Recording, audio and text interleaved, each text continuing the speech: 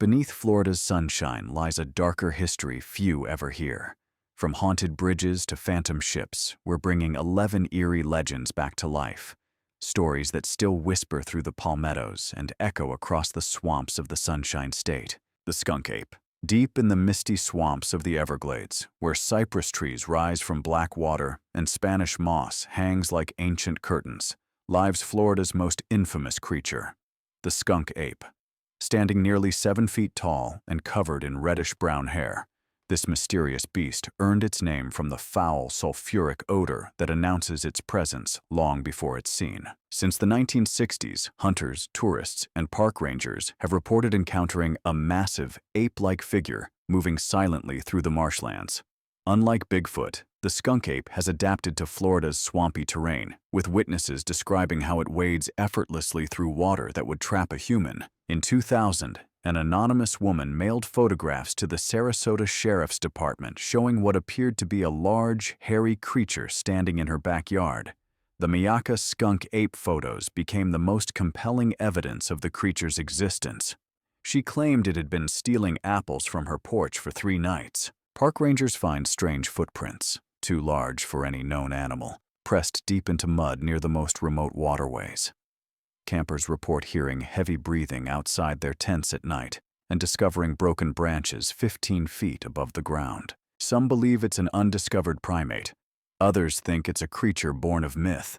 But those who've seen the skunk ape's glowing eyes reflecting in the darkness know one thing for certain. The Everglades keep secrets that science has yet to explain. The ghost of Bellamy Bridge. In the quiet forests of Jackson County stands Bellamy Bridge, a weathered metal structure spanning the dark waters of the Chipola River. But it's not the bridge itself that draws visitors. It's the pale figure of a woman in white who's said to float among the trees, her spectral form illuminating the night with an eerie blue glow. The legend tells of Elizabeth Jane Bellamy, a young bride who died tragically on her wedding day in 1837. Some say her dress caught fire from candles at the reception. Others claim it was yellow fever that took her. Either way, she never lived to see her first anniversary, and her spirit never found peace. Locals have reported seeing her ghostly figure for almost 2 centuries, always searching, always drifting through the Spanish moss toward the river's edge. Fishermen claim their lanterns dim when she approaches. Hikers feel sudden cold spots even on the hottest Florida days. Some even say they've heard her desperate cries echoing across the water. One man swore he saw her standing on the bridge at midnight, her white dress flowing in a wind that wasn't there, her face turned toward the moon. When he blinked, she vanished, leaving only the scent of burnt cloth in the air. Today, Bellamy Bridge Heritage Trail leads brave visitors to the historic site. Many come seeking a glimpse of Florida's most famous ghost, the tragic bride who still haunts the riverbanks where she was laid to rest, forever separated from the husband she barely knew. The ghost of Ma Barker. On the tranquil shores of Lake Weir sits a house where blood once stained the floors and bullets scarred the walls. This unassuming cottage was the final hideout of Kate Ma Barker, one of America's most notorious gangsters, who died there in a hail of FBI gunfire in 1935. But locals will tell you Ma Barker never truly left. The 4-hour shootout that killed her and her son Fred was the longest in FBI history, and perhaps such violence leaves a mark that time cannot erase. Visitors to the house report hearing phantom gunshots and muffled screams echoing through the rooms. Cold spots appear suddenly, even during Florida's sweltering summers. Fishermen on Lake Weir claim to see lights moving through the house late at night when it's empty, as if someone is searching for something with a lantern. One family who rented the property said they woke to find all the kitchen drawers open and items rearranged, though no one had been downstairs. Most chilling are the reports of a stern-faced elderly woman seen staring out from the upstairs window, the same room where Ma took her last breath.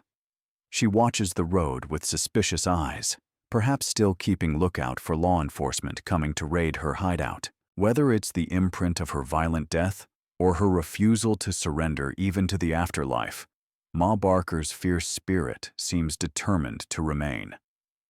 Her ghost stands as a reminder that Florida's history isn't all sunshine and palm trees. Sometimes it's written in gunpowder and defiance. The Devil's Chair. In the spiritual community of Casadaga, where mediums and psychics have gathered for over a century, there sits a stone bench known as the Devil's Chair. Nestled in Lake Helen's Casadaga Cemetery, this ordinary-looking seat is said to hold extraordinary power, and perhaps an unwelcome visitor. Legend says that if you place an unopened can of beer on the bench at midnight and leave, you'll return to find it empty, yet still sealed. Some believe the devil himself sits there when no one is watching, enjoying the offering left behind. Others claim that anyone brave enough to sit in the chair after dark will die within a year, or that the devil will whisper terrible secrets in your ear while you rest. Paranormal investigators have reported strange temperature drops around the bench, even on Florida's most sweltering nights. Cameras malfunction. Batteries drain instantly. Some visitors feel an overwhelming sense of dread as they approach, as if something is warning them to stay away. One group of teenagers claimed that after sitting in the chair, they returned to their car to find it wouldn't start. When they finally got it running, they discovered handprints on the windows, handprints that seemed burned into the glass. Cemetery workers refused to discuss the chair, though they've reportedly found strange offerings left behind. Not just beer, but candles, coins, and sometimes personal items with no explanation. Whether it's truly the devil's resting place or simply a stone bench wrapped in urban legend, the Devil's Chair remains a magnet for thrill seekers and a reminder that in Casadaga, the veil between worlds may be thinner than we think. The Singing River of Pensacola. Near the city of Pensacola flows a river with a voice. The Escambia River, known to locals as the Singing River, carries more than just water to the Gulf of Mexico. It carries a melody, a haunting, ethereal sound that rises from the depths on still nights when the moon hangs full in the sky. The legend began with the Muskogee Creek people who first heard the river's song centuries ago. They believed it was the voice of a young woman who had lost her lover to the water, her spirit joining with the current to search for him eternally. Her grief became the river's voice, a mournful tune that enchants all who hear it. Fishermen and kayakers report hearing what sounds like a woman humming, the notes rising and falling with the river's flow. The music seems to come from everywhere and nowhere at once, surrounding listeners in a cocoon of sound that feels both beautiful and profoundly sad. One riverboat captain claimed that on a particularly quiet night, he cut his engine to listen to the singing. As the sound grew stronger, he saw the water begin to ripple in patterns that matched the melody, as if the river itself was responding to the song. Scientists suggest the phenomenon might be caused by sand vibrating against limestone caverns beneath the riverbed. But those who've heard the singing river's voice aren't convinced by such explanations. The song continues to echo across the water, a reminder that Florida's natural beauty sometimes carries supernatural mysteries. And perhaps, if you sit quietly on the banks at twilight, you might hear the river's ancient melody calling you deeper into its flow. The ghosts of St. Augustine Lighthouse. Rising 165 feet above Anastasia Island, the black and white spiral of St. Augustine Lighthouse has guided ships safely to shore since 1874. But according to locals, some spirits never leave its winding staircase and lonely keeper's house. They remain trapped, eternally climbing toward a light that offers no warmth. The most famous ghosts are Eliza and Mary Pitty, daughters of Hezekiah Pitty, who supervised construction of the current lighthouse. In 1873, the girls were playing on a cart used to transport materials when it broke free and slid into the bay, drowning them both. Visitors report hearing children's laughter echoing through the tower, small footprints appearing in the dust, and the sound of running feet on the metal stairs when no one is there. Lighthouse keepers have their own tales. The scent of cigar smoke drifts through rooms where no one is smoking. Tools disappear and reappear in different locations. Doors lock and unlock themselves. One keeper's wife claimed to see a tall, bearded man in a blue uniform standing at the top of the tower late at night, vanishing when she called out to him. Most unsettling are the reports from nighttime visitors who claim to see a small girl in a blue dress standing on the catwalk, staring out to sea. When approached, she turns to reveal she has no face, just smooth, blank skin where her features should be. Today, the lighthouse is among America's most haunted locations. Ghost tours regularly visit, and paranormal investigators capture orbs, strange voices, and unexplained shadows in their equipment. The spirits of St. Augustine Lighthouse continue their endless watch, perhaps still searching for a path to whatever lies beyond. The Ashley's Restaurant Ghost. In the heart of Rockledge stands Ashley's Restaurant, a historic eatery housed in a building that's seen over a century of Florida history. But not all of its patrons are among the living.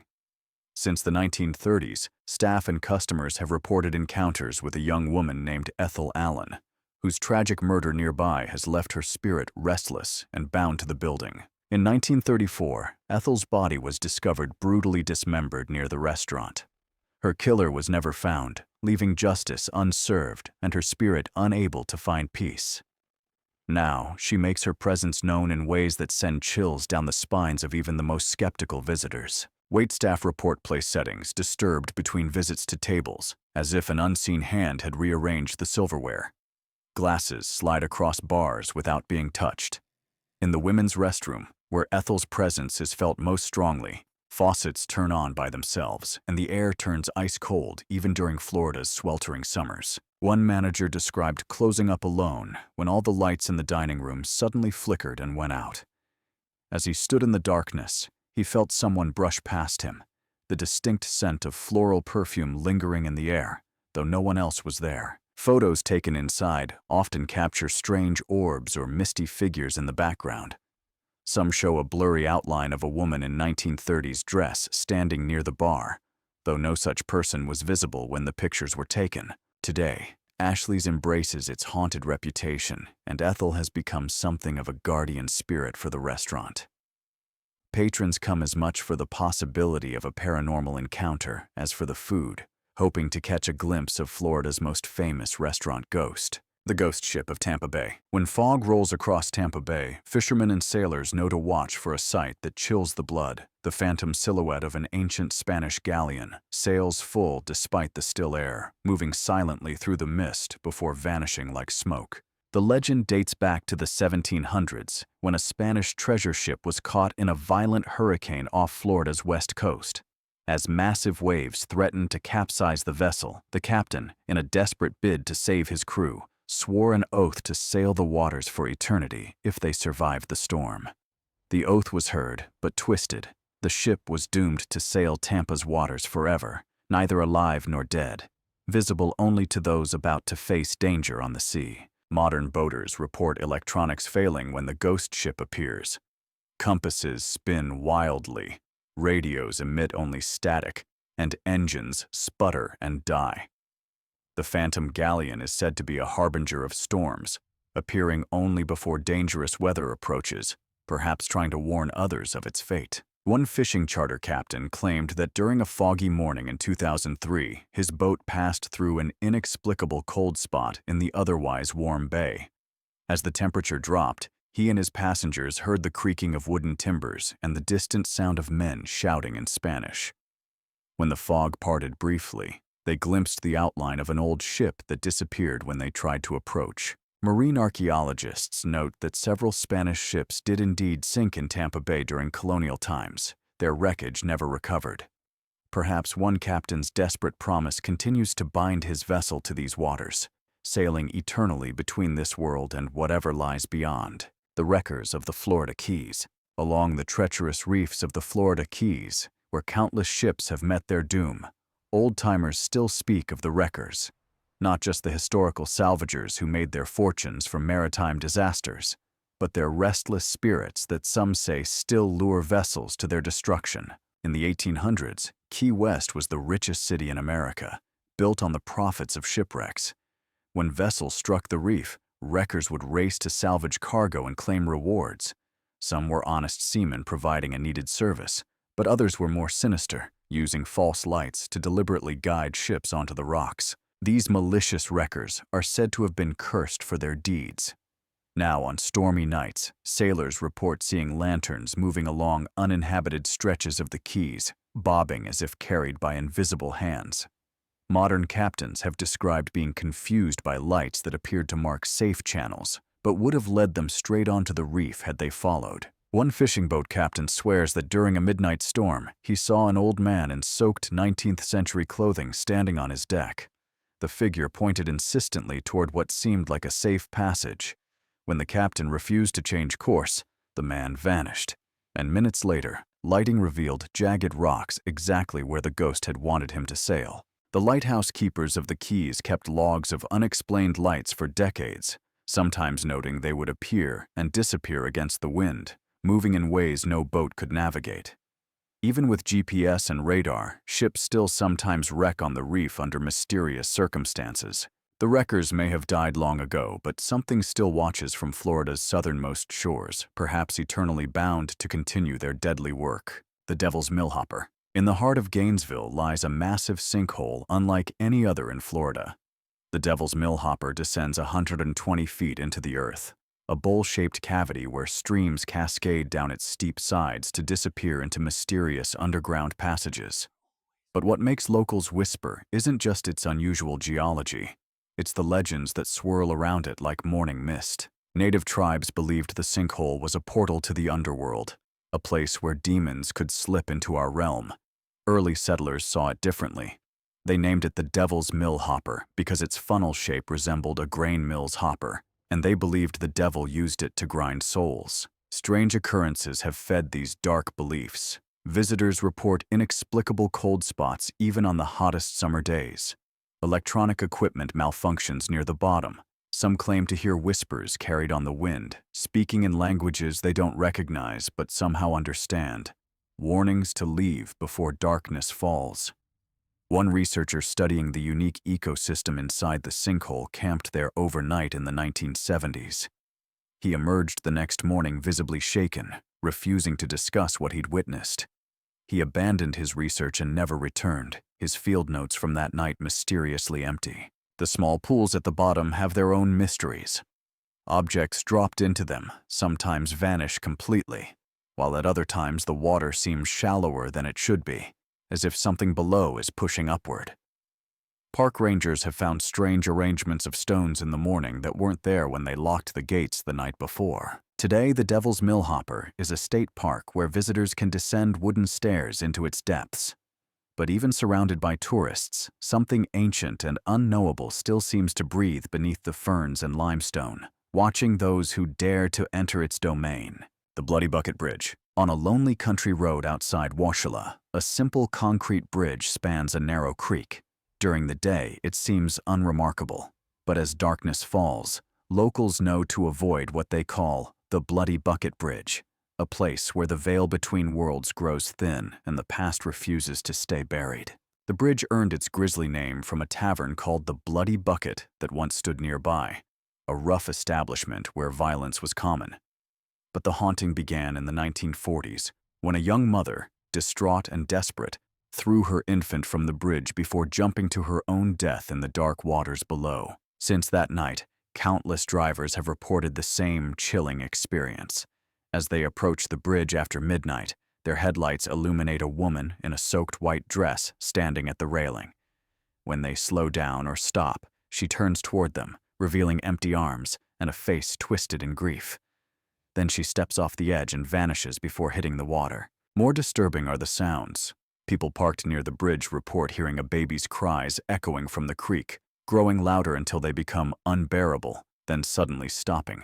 Others claim their car engines die as they cross, only to restart once they've rolled to the other side. One sheriff's deputy responding to reports of a woman in distress found nothing at the scene, but returned to his patrol car to find tiny, wet handprints on his windows, too small to belong to any adult. The road has been widened and the bridge rebuilt since the original tragedy, but the haunting continues. Something remains unresolved at the Bloody Bucket Bridge, a tragedy playing out in endless repetition, waiting for someone to change an ending that seems forever fixed in time. If you enjoyed the video, please click the like button and don't forget to subscribe to the channel. See you in the next one.